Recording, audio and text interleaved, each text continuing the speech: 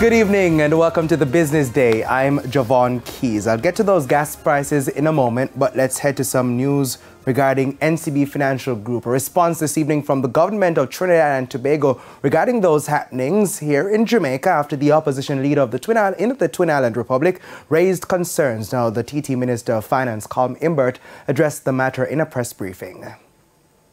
Arrant nonsense. Trinidad and Tobago's finance minister's response to claims by the country's opposition leader Kamla Prasad Bisesa. In remarks recently, she called for the TT government to urgently look at the possible impact of management changes at the Jamaica-based NCB Financial Group and whether the company's finances are in order. There can be a cascading failure within our financial system due to the numerous interconnecting linkages amongst NCB Financial Group, GHL, local banks, and financial institutions within our country. A number of the bonds that NCB Global raised for the BNM were actually financed by our local banks. Now I'm calling on the Central Bank Governor. I'm calling on Minister of Finance. I'm calling on Angus Young. I'm calling on Mr. Rowley.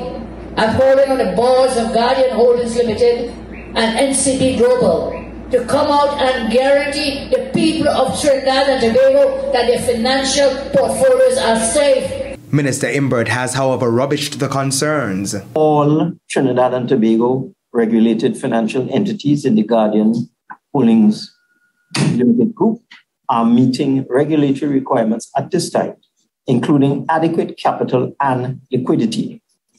Third question, I wanted to make sure, is the Inspector of Financial Institutions seeing anything in Guardian Holdings reports or statements that are any cause for concern? One would answer, no. He says NCB Merchant Bank, which also operates in Trinidad, is in good financial standing. Meanwhile, financial analyst Keisha Bailey says while the concerns may be political banter, investors still have questions. NCB owns GHL, but what's been happening with GHL are the insurance regulations impacting them. They need more clarity, but I think everyone needs more clarity, not just GHL, but NCBFG as well. An interim, they've appointed new persons in the interim, in terms of CFO and the CEO. But in terms of future steps forward, we're still all generally anxiously awaiting those details.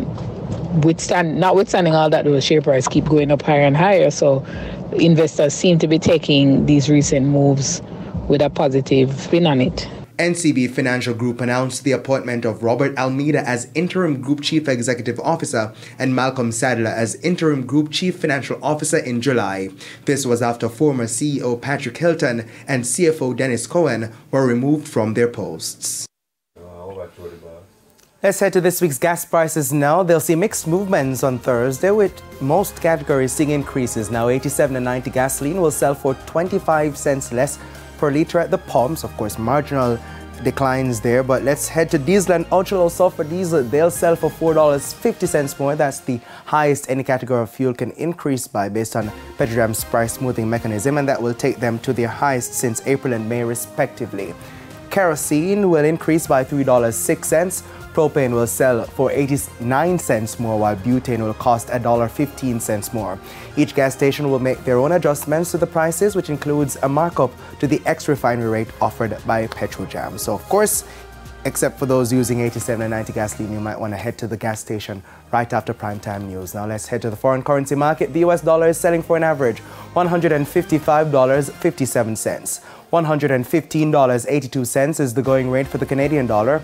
The average cost for the pound is $197.38, while the euro is costing $168.59.